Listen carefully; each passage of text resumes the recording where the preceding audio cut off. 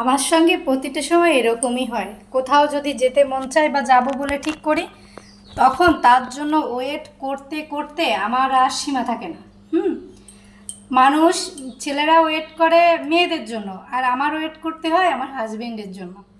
All time বাসায় থাকলেও তার লেট হবে, বাসায় না থাকলেও তার লেট হবে।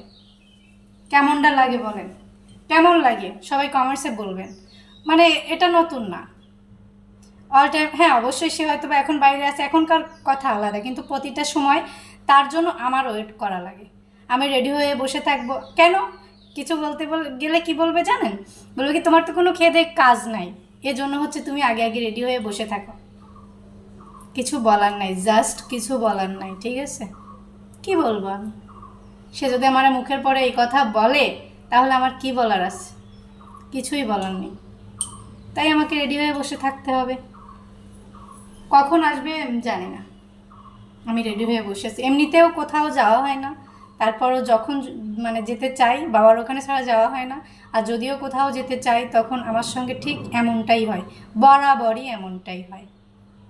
কিছু বলার নেই আমার। হ্যাঁ, ঠিক আছে।